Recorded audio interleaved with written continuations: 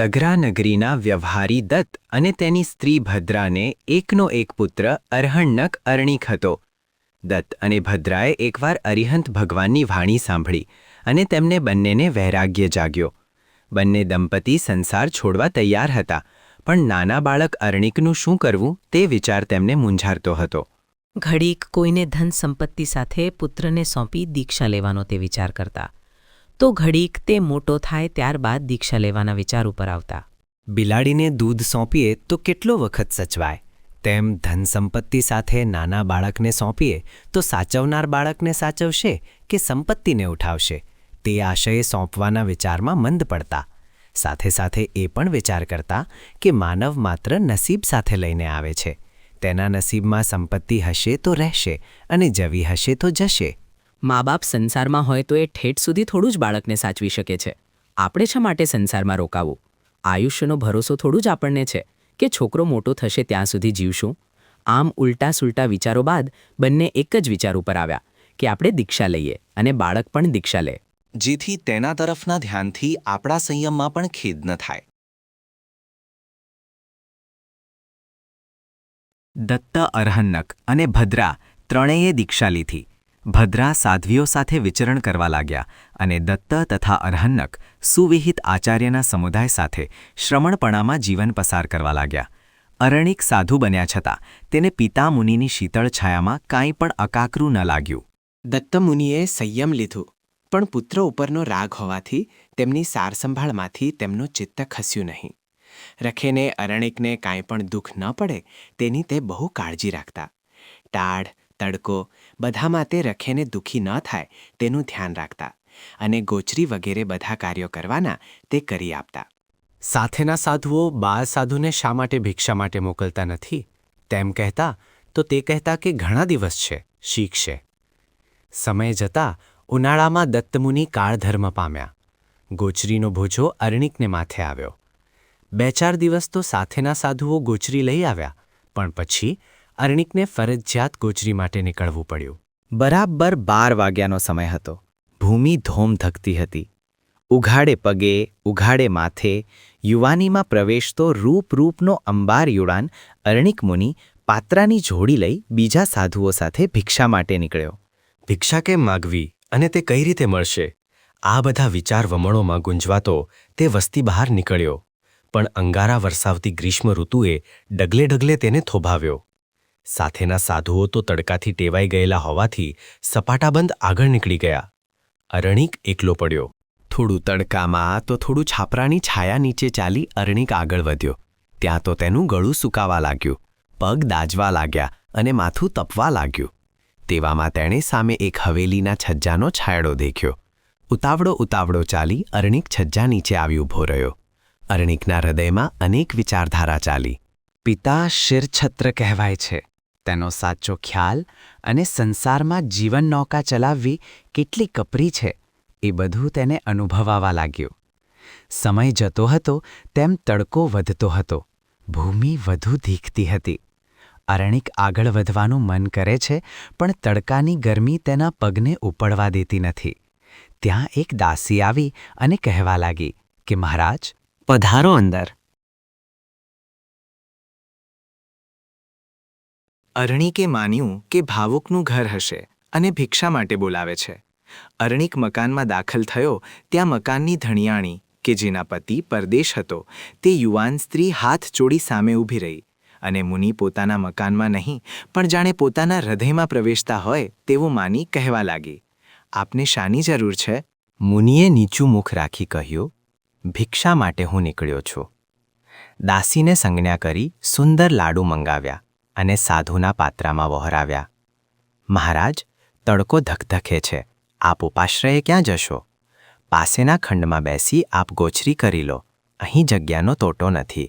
તડકાથી કંટાયેલ મુનિ ભામિનીના ઘરના એક ખૂણે બેસી ગોચરી કરવા વિચાર કરે છે. ત્યાં ભામિની બોલી, મહારાજ, આ નાની ઉંમરમાં તમે શા માટે વ્રત લીધું? મુનિએ કહ્યું, સુખ માટે. તડકો, ટાઢ, ઘર ભટકવું, મલિન વેશ, આ બધું શું સુખ છે? સુખ જોઈએ તે બધું અહીં મળશે. અને આટલો વખત વ્રત પાળ્યું તેનું ફળ અહીં મારી સાથે રહી ભોગવો. જુઓ, આ ઘર, આ રુદ્ધિ, આ પરિવાર અને હું બધું તમારું છે. આમ છતાં તમારું ચિત્ત સંયમમાં જ રમતું હોય તો ભુક્તભોગી બની પછી ભલે સંયમમાં વિચારો. આ યુવાન વય, આ રૂપ, આ લાવણ્ય બધું શા માટે અકાળે વેડફો છો? ભામિનીની કોયલ ટહુકતી વાણી અને તેના હાવભાવે અરણિકના ચિત્તને ક્ષુબ્ધ કર્યું અને તે તેનામાં લપટાયા. કલાક વીત્યો, 2 કલાક વીત્યા. અરહણક ઉપાશ્રય ન આવ્યો. આથી સાધુઓએ ઠેર ઠેર તપાસ કરી તો પણ અરણિક મુનિનો પત્તો ન લાગ્યો.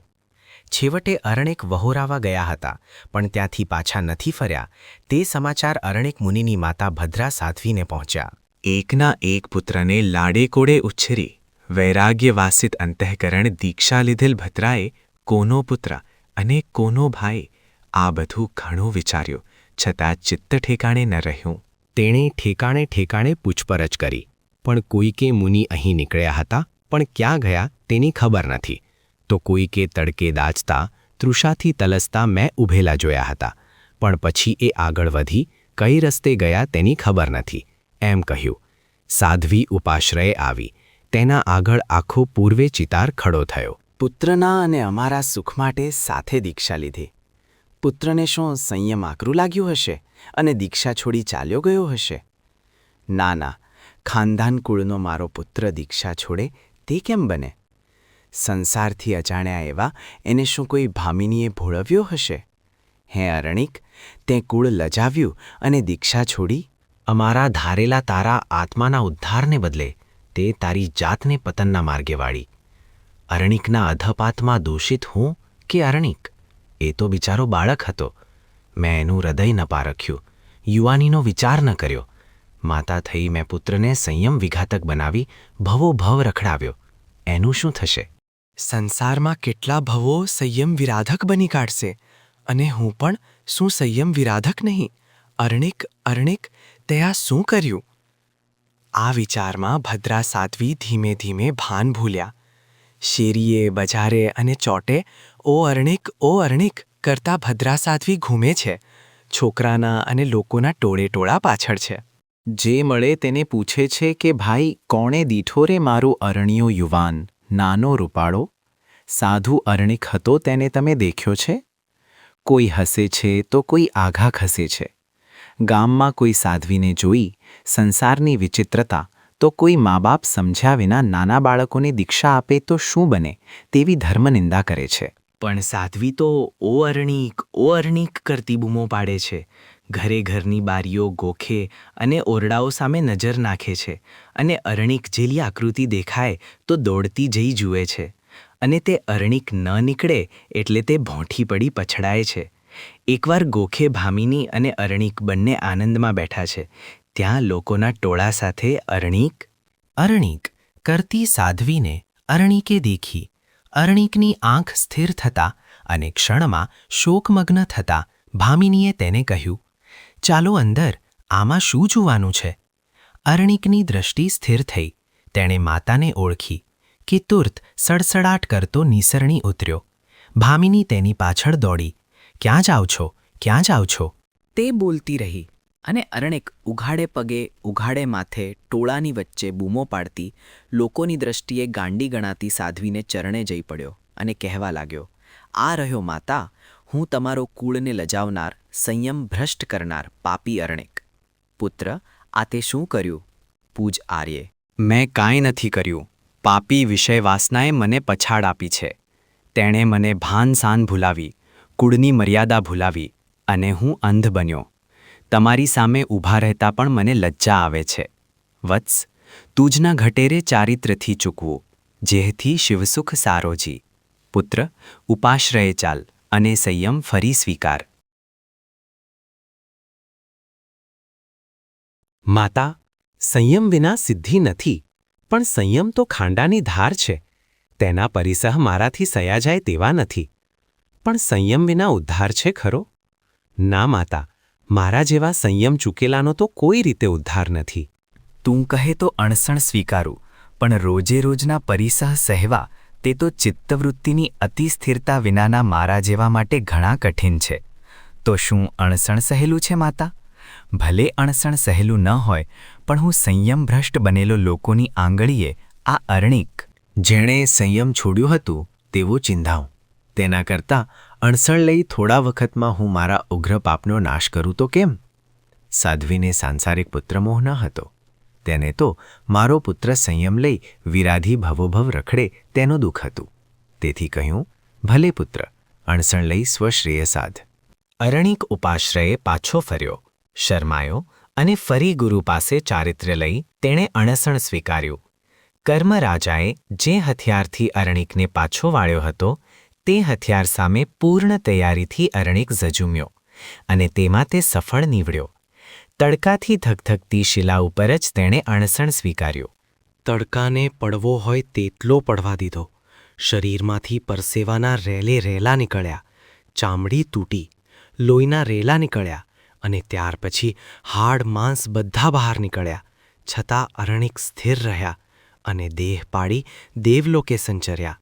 સાધ્વી માતાએ સાંભળ્યું કે પોતાના પુત્ર અરણિક અણસણ કરી સ્વર્ગે સિધાવ્યો.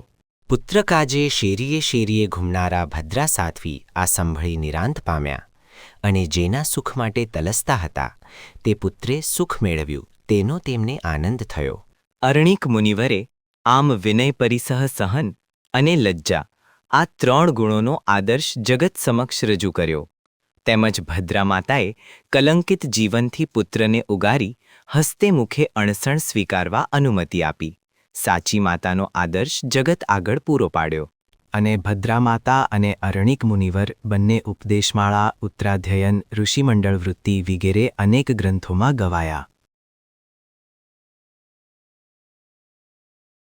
આજે તો અરણિક મુનિવર કે ભદ્રા માતા નથી, પણ હજારો ભક્તવર્ગને મુખે તે બંનેના નામ સજ્જાય દ્વારા રટન પામતા.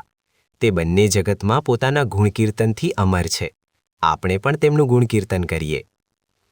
અરણિક મુનિવર ચાલ્યા ગોચરી તડકે દાજે શીશોજી, પાપ અટવાણે રે વેડું પર જળે તન સુકુમાળ મુનીશોજી. મુખ કરમાણું રે માલતી ફૂલ જ્યું, ઊભો ગોખની હેઠોજી, અરે બપોરે રે દીઠો એકલો, મોહી માનની દીઠોજી. વયણ રંગીલે રે નયણે વિંધ્યો, ઋષિ થંભ્યો તેણે ઠાણેજી. દાસીને કહે જારે ઉતાવળી, ઋષિ તેડી ઘર આણોજી. પાવન કીજે રે ઋષિ ઘર આંગણો, વોહરો મોદક સારોજી. નવજોવન રસ કાયા કાદહો, સફલ કરો અવતારોજી. ચંદ્રાવદનીએ ચારિત્ર્યથી ચૂકવ્યો સુખ વિલસે દિન રાતોજે. બેઠો ગોખેરે રમતો સોગઠે, તવ દીઠી નિજ માતાજે. અરણિક અરણિક કરતી માં ફિરે, ગલીએ ગલીએ બજારોજે. કહો કેણે દીઠો રે મારો અરણ્યો, પૂઠે લોક હજારોજે. હું કાયર છું રે મારી માવડી, ચારિત્ર ખાંડાની ધારોજે. ધિગ ધિગ વિષયા રે મહારા જીવને, મેં કીધો અવિચારોજે. ગોખથી ઉતરી રે જનનીને પાઈ પડ્યો, મનશો લાજો અપારોજી. વત્સ તુજના ઘટે રે ચારિત્રથી ચૂકવો, જેહથી શિવ સુખ સારોજી.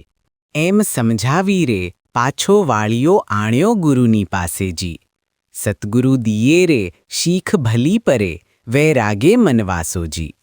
અગ્નિ ધીખંતી રે શિલ્લા ઉપરે અરણિકે અણસણ કીધુજી. રૂપ વિજય કહે ધન્ય તે મુનિવર, જેણે મનવંચિત લીધુંજી.